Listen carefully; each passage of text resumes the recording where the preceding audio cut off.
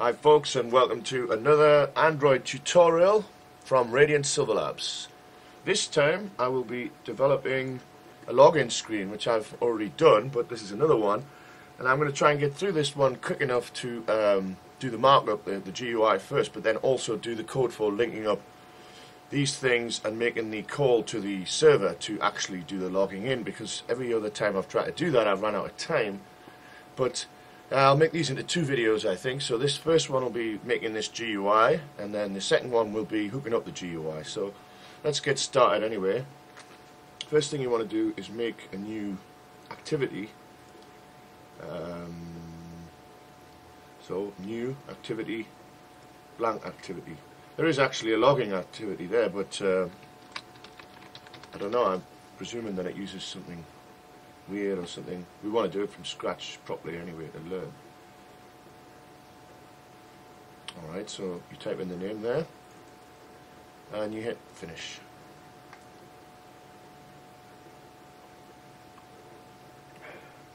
And it's been added to, oh no, it's actually had an XML generated, I mean.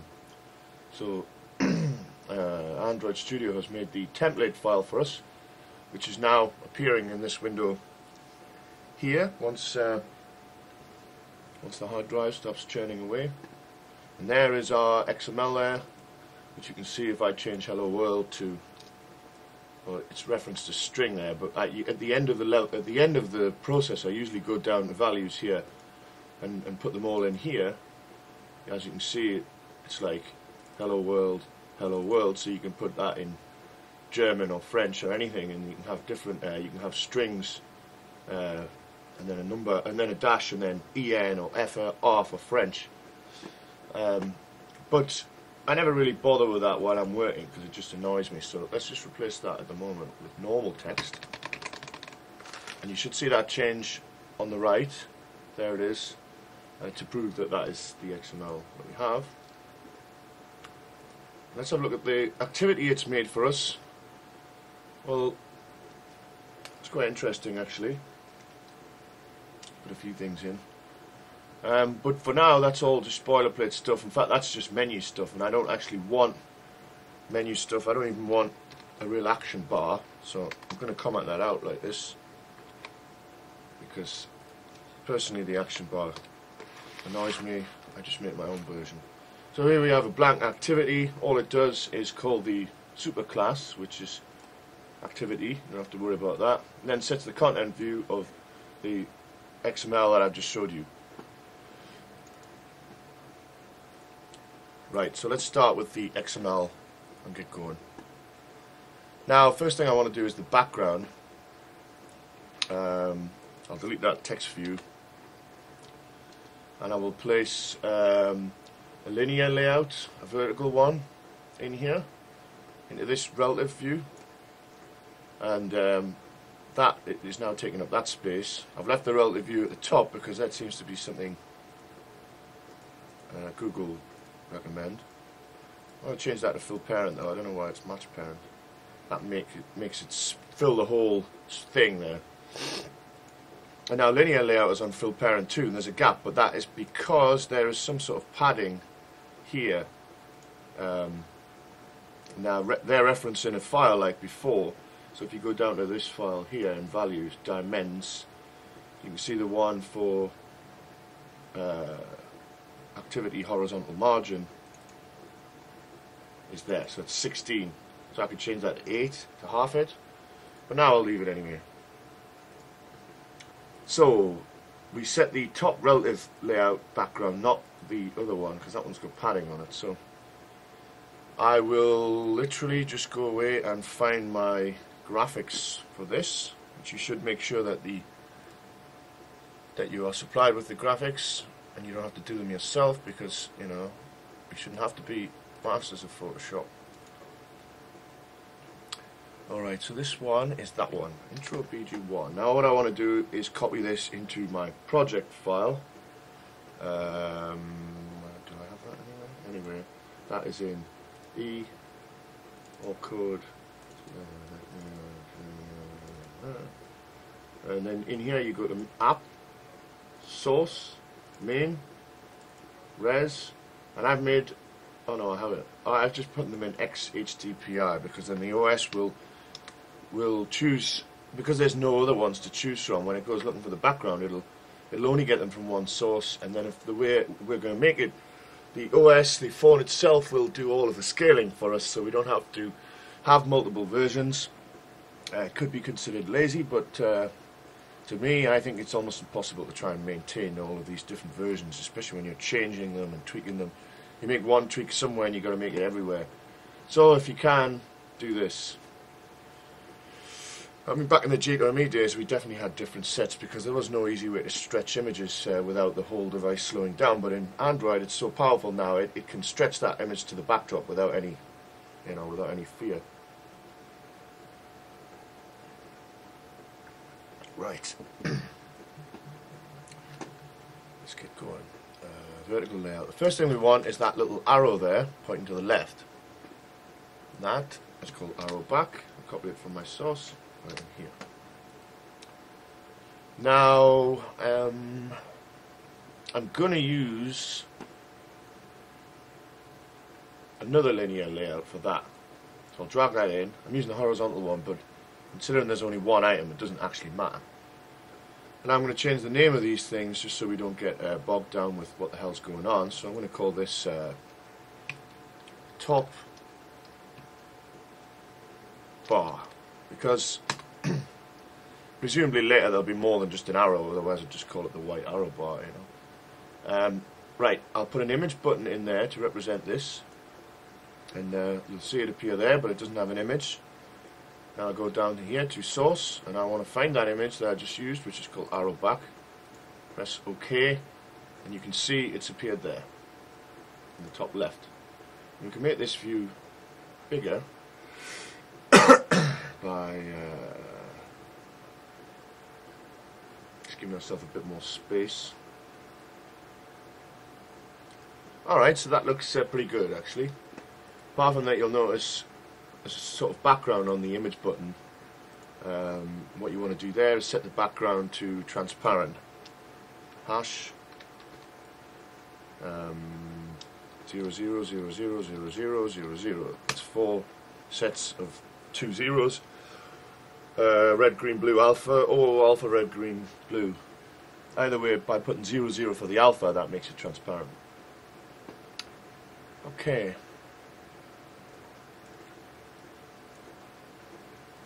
Now I'm going to put in 2 ordinary standard text edit texts for this. I'm going to make a new layout. I'm going to make a vertical one this time because I want to try and put the two text fields in it because they're sort of related. And I'm going to call this one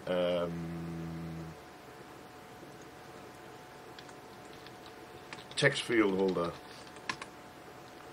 Now you see at the bottom here, it's jammed in at the bottom. We don't want that, even though it's on fill parent. That's because the other one is also on fill parent, and it's the first one there, so it's got default weight, which allows it to take up more. So if we just put the 1 on there for weight, so you've got fill parent, and weight 1, and then fill parent, and weight 1. They will take up 50% each. As you can see now, that works. And now actually we don't really want them to do that, do we? We want them to take up as much as they actually need. So let's go to height here on the top bar and set that to wrap content. Now that'll go down to as small as it can. That's actually strange. I don't expect that image to shrink. But given that this is going to be a set thing in our app anyway, I actually want a set height. So let's just give it 50 dp, dp being density independent pixels, meaning if I use a massive tablet the size of a cinema screen or a little tiny watch, the size of a postage stamp, the 50 dp will try and scale accordingly. And that does seem to work nowadays, which is, oops, very good news. I'll try 80. Yeah, that looks okay. Now we want that button to be in the middle really, so we can go gravity. I always get these ones confused, but I think if I said Vertical gravity. There you go. It's sitting in the middle of its own box. Right. Now I'm going to put a couple of text fields in here. Edit text, I'm sorry. And I'm going to use a plain text one for the username. No, I'm not. I'm going to use an email one. And these are simply predefined setups. It doesn't really do anything apart from changes that input type there. You can choose. And they, you know, set the constraints that you might want. For a password, for example, you want it to appear in stars. You don't want people to see it, so you can then drop in the password one, and that'll automatically work. Rename these to something sensible. These days I usually put ET, so I remember what type it is. Edit text, and then username. And then, same for this one, edit text, password. So you can spell password. Now, they look a bit weird, don't they? But they kind of do these days, especially in these editors. So if you go to width fill parent, I'll take care of it stretching right across there. I'll do that for both. Oops. No, I didn't do that. Right, so now we have them. Let's have a hint. Put the hint in. So, let's just type exactly what they've got there. Username / email address. Okay, that looks pretty good. Password. And you know what? No, I'm going to put the checkbox in now, and I'm going to use another layout. You know, it probably isn't that advisable to use too many layouts, especially nested upon nested upon nested, but this is not complicated. Obviously it takes a bit of a hit on the CPU to decode really complex layouts, but this is certainly not one of them. Now we can see it's taken over, it's jumped to the top because of something to do with the fill parent and the weight. When the other one became wrap content, it lost its weight. So for now, we'll set this one to height to wrap content 2. Oh, height, not width. And that should allow the other one to show again. I see, the new one is fill parent, right? Let's put the checkbox in first, because this one here is you know, the one that's taking over the screen. If I change that to wrap content, now we can see our other one, the top two here. Well, let's just put a checkbox in to stop this being confusing.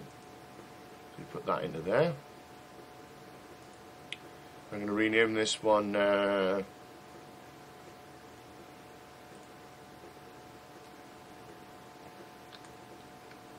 checkbox holder. I'm going to rename the checkbox to CB Remember Me.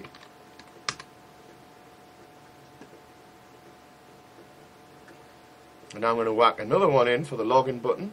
Oh wait, before that I'll make the checkbox text white by simply going to text color # FF. Red, green, blue, all set to white. Now another layout. Like I say, you could actually do this all in one layout, but I've got used to having them nicely. Oops, that one's inside that one, so I can actually drag it out to there. Or can I? Well, I can drag it up there somewhere, and then drag it back down. Close these up. Is that it? No. No, I hate stuff like this. Fiddly little areas and windows you've got to grab. Let me get that outside, or I'll delete that for now. Well, the other thing you can do if you're having trouble with this is you can just go into the code here, just take that last one, copy it, paste it, and go back to your design, and you've got a second one here already, so you can just delete the ET, add an image button still, because we actually have a graphic for the login button. Drop that in, and it's conflicting because it's got the same name. We'll change that and we'll call that login button holder.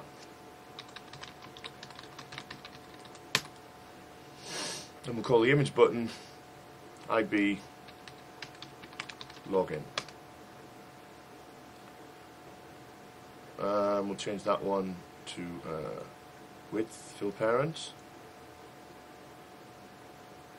Height should be wrap content. Right, something strange is happening.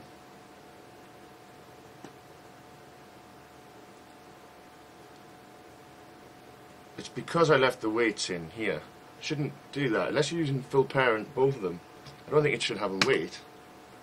And actually, Android Studio should probably warn you or delete that, in fact, unless of course it is fully relevant. But as you can see, as I take away that weight, things start to behave as we would expect instead of taking over the whole screen.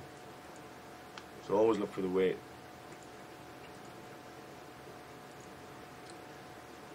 And I must say, this whole system did have me confused at the beginning. It just takes a little bit of time to get used to. A login button isn't showing. I haven't set the image, have I? Okay, so let's go away and get my image for the login button, which I'm actually grabbing them from a window here on the right monitor. You can't see. Put that in there, and then it's called button login. So let's set the image on that, and that should make it grow a little bit there on the left and fit.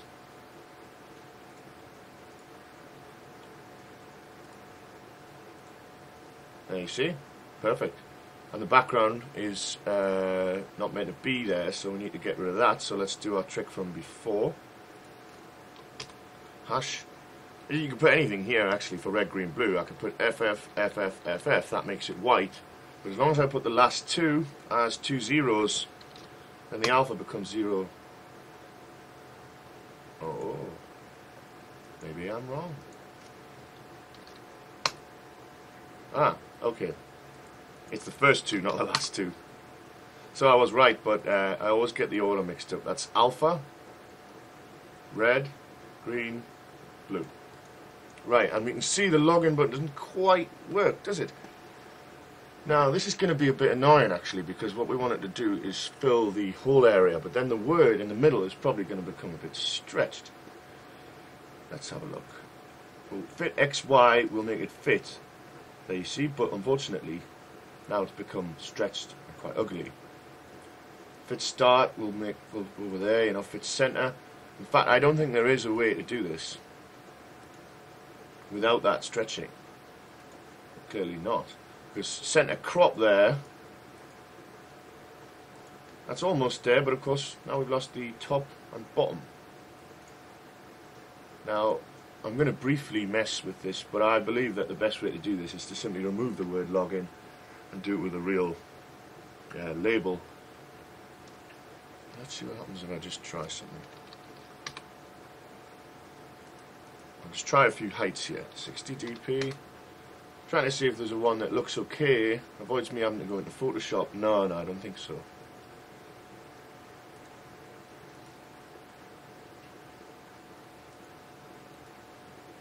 Well, that looks pretty good actually. Just by using an explicit height.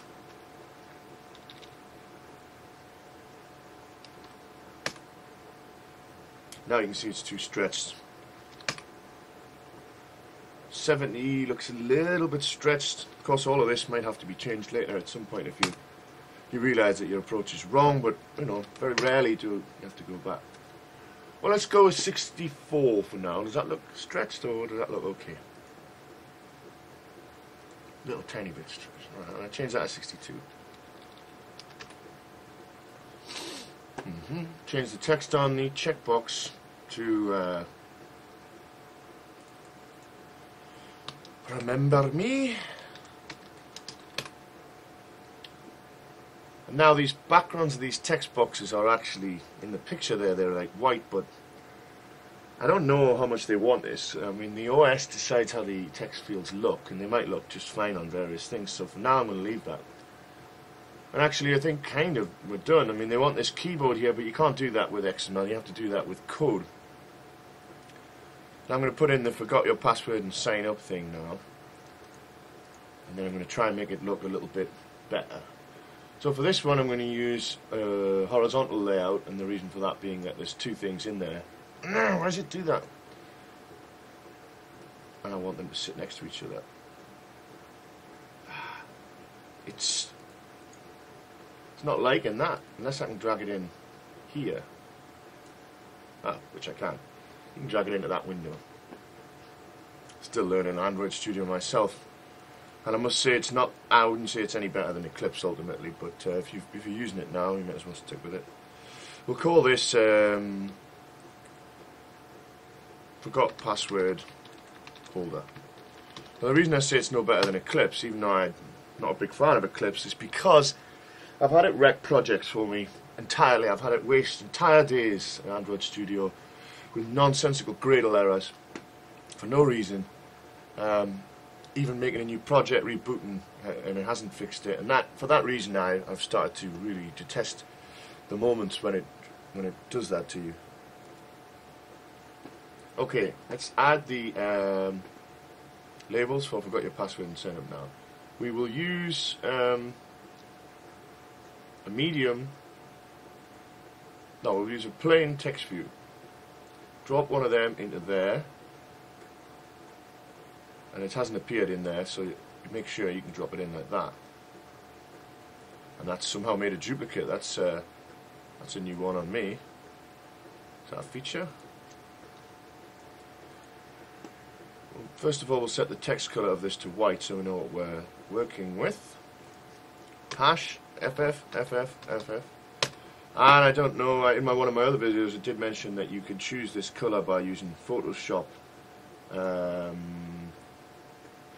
If I go and take the eyedropper and place it anywhere like that and open that color, then I can copy and paste that.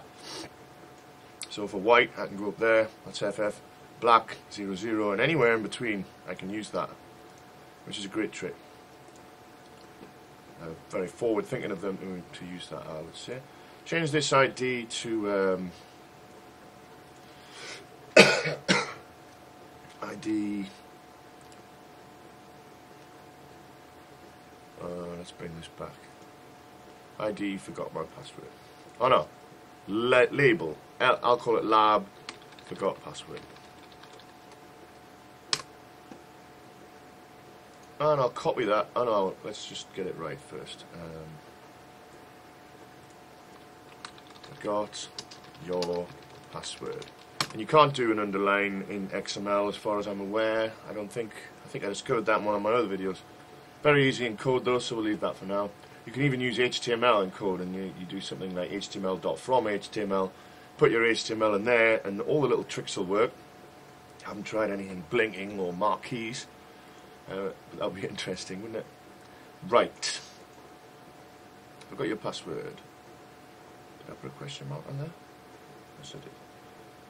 Now what I'm going to do here is I'm going to give this one the fill parent width and the fill parent width and margin 1. So there is actually legal situations where you would want to do that, because I want these to take up 50% of the width each. So I'll give them a fill parent there and then a weight 1, because they will both have the same weight, they will both take up the same space. I could call that weight 2, I think, both 2. They would still be the same, therefore they would still take up the same space. So copy and pasted that one. Now I've got 2, and they're taking up the same space. Second one I will call, well, I'll give it sign up now, and I'll call it. I'm calling them labels because I'm stuck in the past. I forgot TV, so I'll call it TV sign up. Actually, let's keep that all the second bit lowercase so I don't forget. Oh no, that's my convention is to use uppercase like that. I'll change this one from lab to TV because TV is the correct terminology. Now sign up needs to be on the right side instead of near the middle there, so we go to gravity, we just say right, and as I said before, we'll underline them later. We kind of want that orange actually to be the colour, not white, so I'm going to drag an image from the right hand monitor here into Photoshop and steal the colour of the orange that they have designed, like that. And I'm going to copy that back into, let me just minimise Photoshop, back into here as the colour for this. So hash, paste, and it's got that little orange colour. And we can't do the keyboard in code, so we're very close to being done. Make sure we save this. Somehow it doesn't really look right, does it? But what I'm going to do is run it on my device and see what it looks like. You should do that at this point really before you start fussing too much, because often it'll look perfect. I'm going to pause this and I'll try and take a screenshot to show you on here. Okay, so it's running on my device now, which is an HTC Butterfly, the first one. Excellent device, by the way. I love it. Scratch proof and everything. You go up to the Tools, Android, and Android Device Monitor, and click that. I don't know if I've already clicked it. Yes, I have. So I've already clicked it, so it's appeared down here. Then you go to Devices, and it'll claim there's no devices. What? Unfortunately, this happens to me quite often with Android. Things not working. I'm going to pause it. Well, I'll tell you what I'm going to do, just in case you're going through the same issue. I'm going to go through Settings on my device itself right now, and I'm going to go down to Developer Options. I'm going to untick USB debugging. Should hear Windows go doo-doo. Maybe not. Now I'm going to retick it. That often, oh, I see it says stuff like that now and again. That will often kick ADB back into life. I don't want to waste too long on this nonsense. Like I say, this sort of stuff really hampers development at times, but this doesn't always happen. Normally I just plug it in and it works. It could well be because I have another version of... Ah, wait a sec. Am I talking crap? Here's the device one. It has popped up and it has recognised my device, right? So here it is plugged in, the Butterfly. I can click that little camera there and it will now refresh. It'll screen grab what is on my real device. So let's have a look at that alongside what we want. Okay, it's a bit annoying, isn't it? We'll copy that with that button there and we'll paste it into Photoshop so we can have a better look at it. Control N makes a new Photoshop, and you see it's a full HD screen. Paste that. Oh, we've got the debug settings. So you go back to that, find your app, click refresh.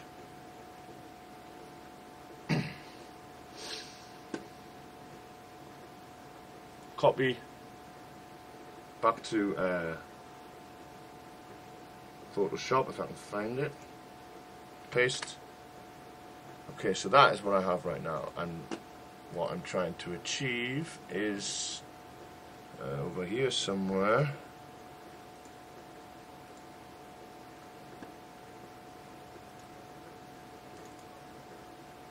This one. That's a good way to compare them.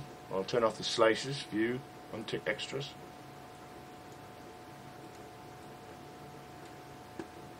Right, let's make sure they're about the same size to give them a fair chance. Zoom that one out a bit.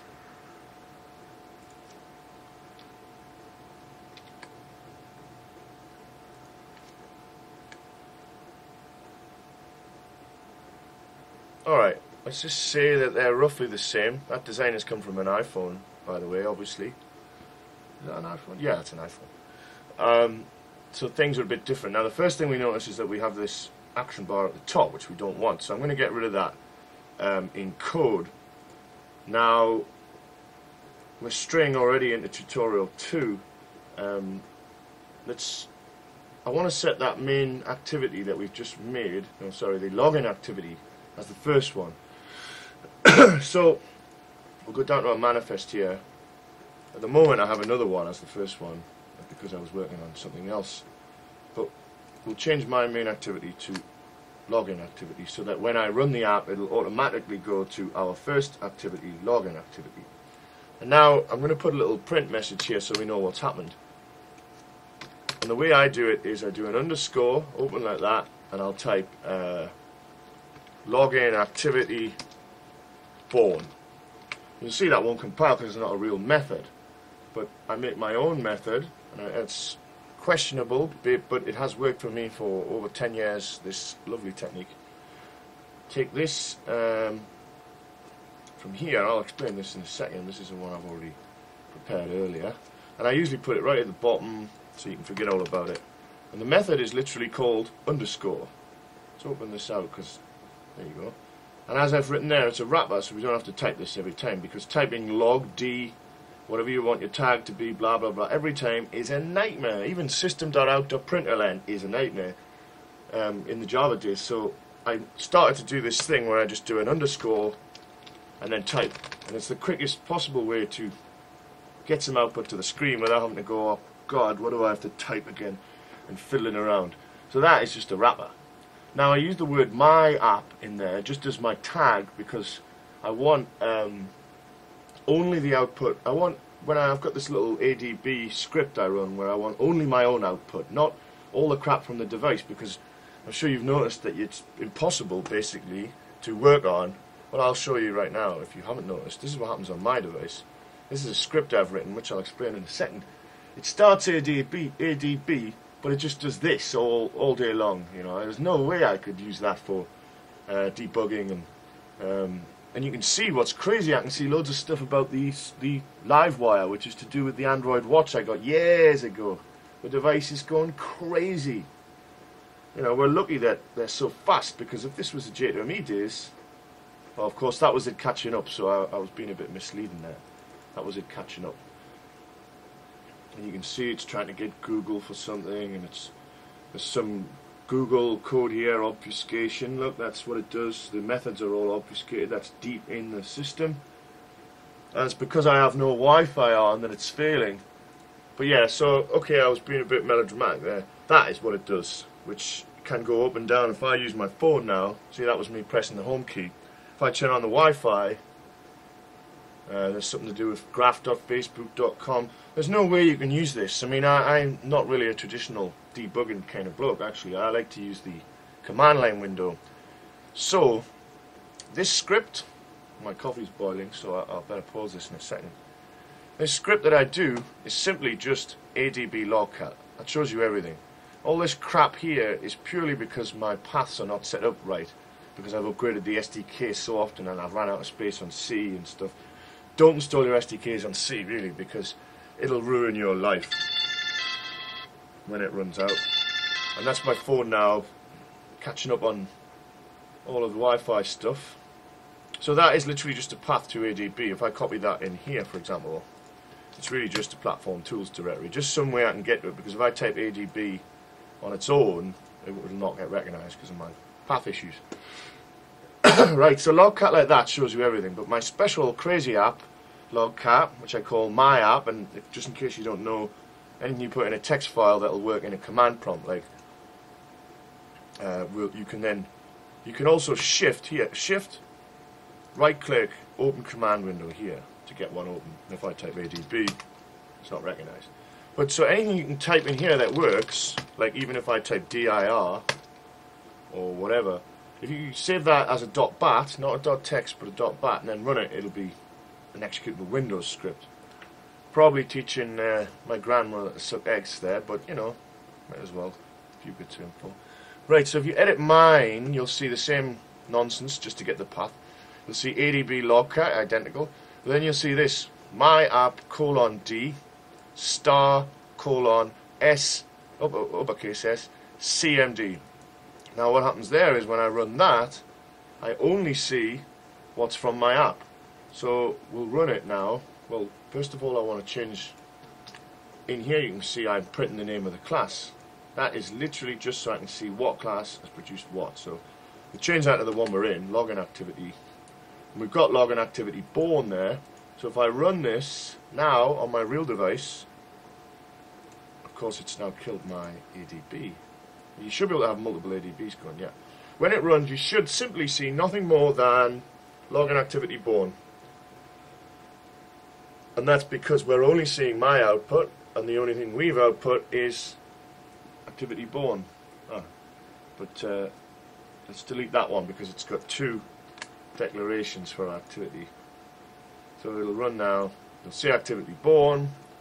I'll pause it, get a fresh coffee, and then we'll have a quick look at the layout, and then we'll move on to launching it. To linking it all up with code, which I'm glad to finally get to, because I kept promising it, but it never happened. Right, here we go. We don't have a mess of nightmares. This is our only output, and it says login activity born. We can see that it comes from the login activity, and we can see it comes from my app. So I highly recommend that approach to the old school way of development. If you want to see if something worked, you want to see something happen, this is beautiful. Of course, I must admit the debugger does work in Android Studio, and I have been using it infinitely more than I've used the one in Eclipse, but I find I've trained myself so well to live without a debugger because they're impossible, if not, well, they're rare, if not impossible in the mobile world, or were until Android and iOS. Now, I've been coding J2ME for 12 years before this. So I trained myself off debuggers completely. But it does have a good debugger. Please do use it if you know how to use it. But also try this lovely approach here where you can use ADB logcat, and in a sort of old school fashion it's a visual debugger of sorts because you can put any message you want there. Okay, I've been blethering for a while, so I'm going to pause that, get my coffee, and then we'll have a final look at the layout. Okay, I'm back. So, look at Photoshop, and let's copy the keyboard from the right one, right, just to give us the correct visual illusion. Is this going to work? Can I drag it? Oh, it'll do that, won't it? Can I copy it and paste it? Being a Photoshop wizard does definitely help. Not that I am. Alright, so this is to make it look. And you can immediately see I've picked the wrong one. My head is not screwed on today. Although I did wake up in the middle of the night. That's probably why. Right, here we go. It's 3 AM now, and this is me up for the day. Let me go back to... I'm working on the right screen here, just trying to find the right slice. One of my least favourite things about Windows is how you have to arrange around and keep and navigate your files. I preferred the Amiga days, but it's a different story.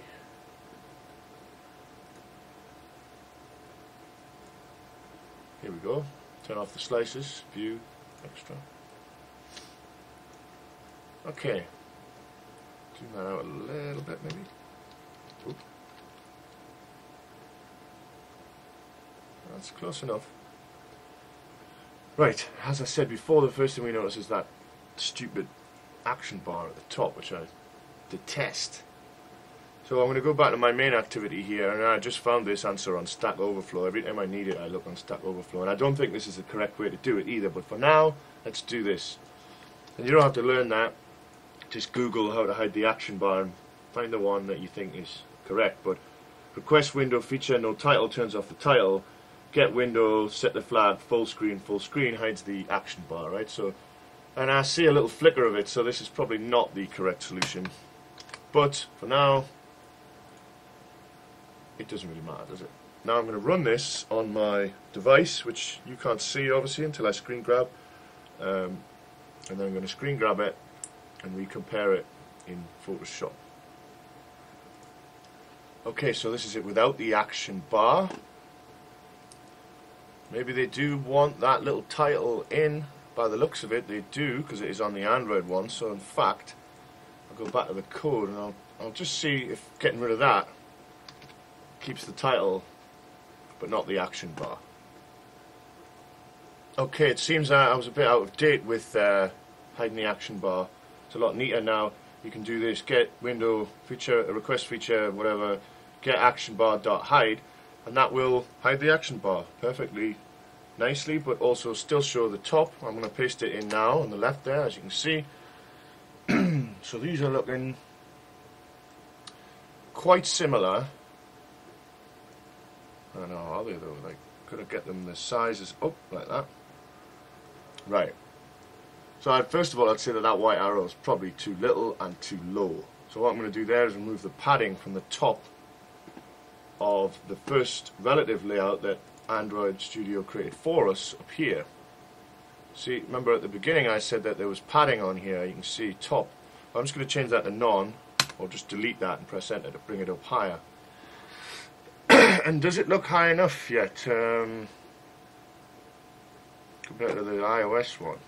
Yeah, I think it probably does actually. So this is the iterative process I go through now, running and screen grabbing and comparing until it looks good enough.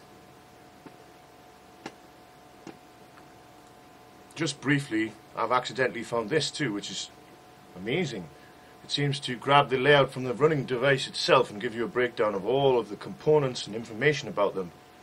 That's really going to be excellent. I don't know why the pointer's going like that and it's acting weird, but that's going to be excellent for, you know, debugging GUIs at some point if you're having trouble. So remember that I clicked on them little dump view hierarchy. I clicked on accidentally.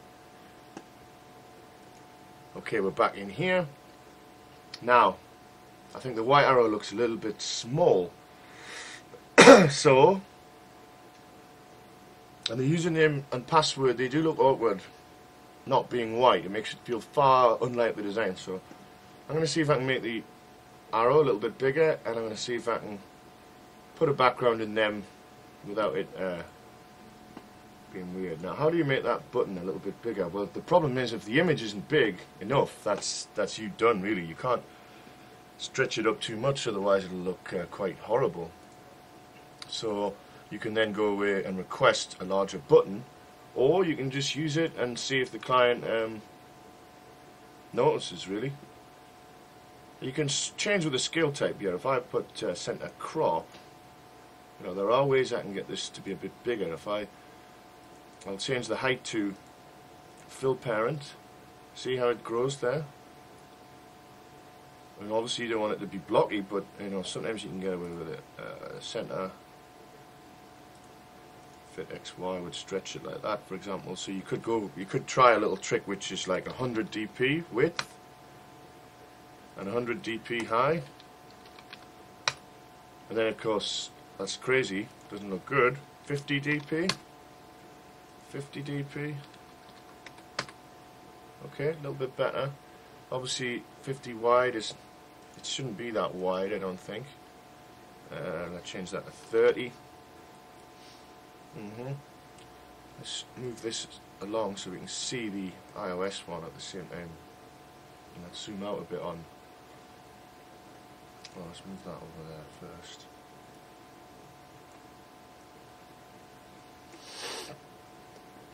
Let me bring back. Let's get rid of this for now.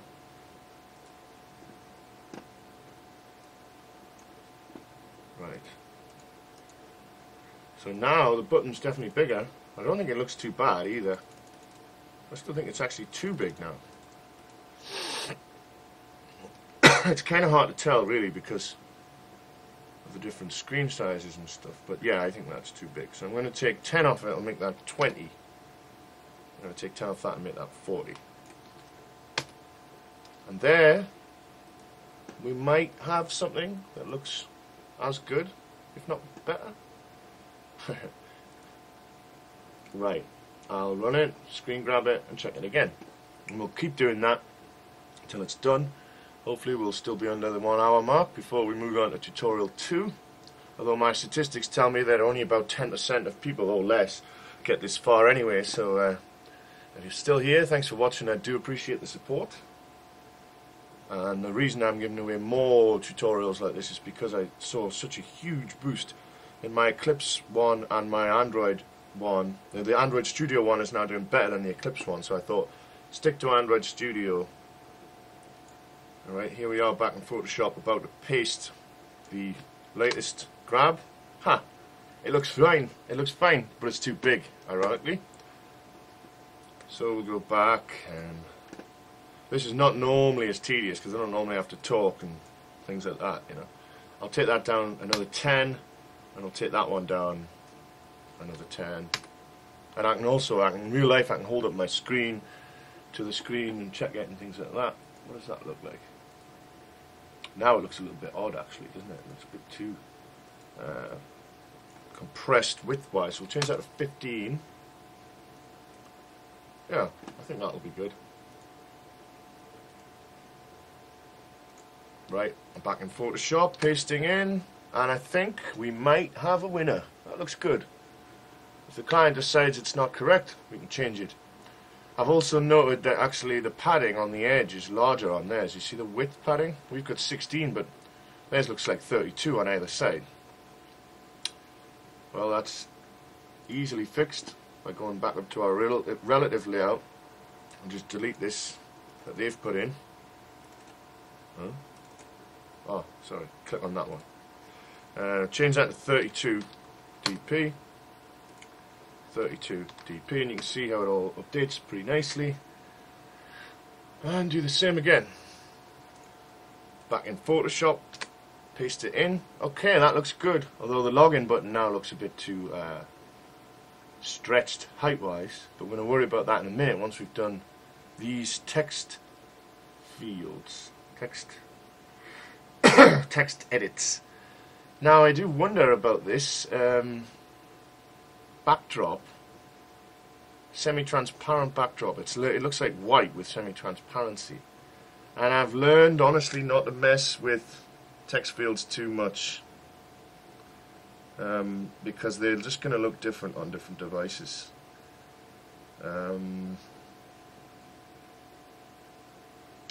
I don't know, I'm tempted not to do anything with them because they are standard iOS things possibly. I'm tempted to leave that and say to them, these are standards, you know. I'll change the colour that the text comes up because I just tried it on mine and it was black, so F, F, F, F, F, F. That just means when the text you're typing will come up white. I mean, if I was to change the background, and I've tried this in the past many times, but I don't know what would happen. Let's have a look. We'll just make it pure white. See? Height goes weird. I'll undo that. That's definitely the height just changes. And then you're getting into, you know, manually changing the height, and then the flashing cursors are the wrong colours and stuff. No, I'm going to make the decision right now to leave that for now and come back to it later if need be. There'll be a way to do what they want probably, but you could do it all and they might go, oh no, we didn't really want that, it was just how that happened on the iOS screenshot. So don't stress yourself too much. Now I've just fixed this spelling on Remember Me, and again the appearance of the checkbox on Remember Me could also be an issue that they have. I don't know how to change the colour of the little checkbox from code, really. Background, what does that do? See, that does that, you don't want that. So it gets another one of those platform dependency issues, you know. These people, artists can style things all they like, but if it's just a pipe dream sometimes. Right, let's make this one a little bit less high, 52. Starting to look good. It might be a bad idea to be doing this explicitly now, but we'll copy 52 into the clipboard and we'll try build parent again with a couple of different scale types because we now have a little bit more space, but the button actually always needs to line up with the end, so I think what we had might be fine. And if it's not fine, like I said before, we can just paint over the text in Photoshop and put real text in there that won't stretch. But actually, I think 54 should do it. And I'm noticing right away there should be a bigger gap between the stuff below the button. This stuff should be padded a bit further, so we can go to forgot your password holder padding and just go to the top and add 10 dp. That knocks it down quite nicely. In fact, they all need that, don't they? The Remember Me checkbox should have padding at the top too. We'll use 10 dp for consistency. And after it too, so we'll use that on the login button.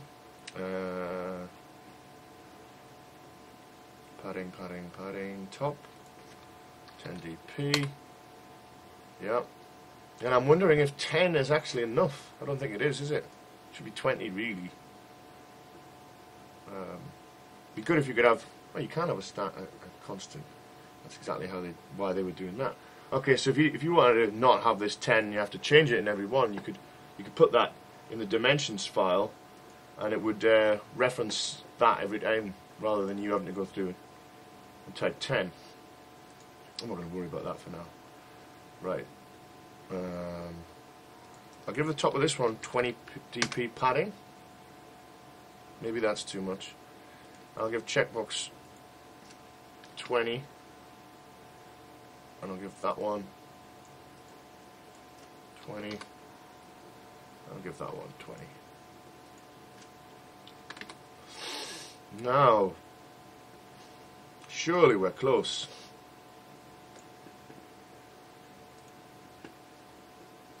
Okay, we're back in Photoshop and I'm about to paste it.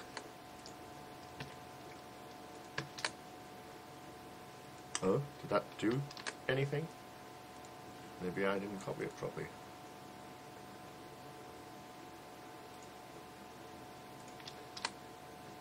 Ah. Let me have a look. I think Photoshop's decided it's had enough of the clipboard. I'm going to delete a few layers here. I'll just pause this. Okay, now we're cooking with gas.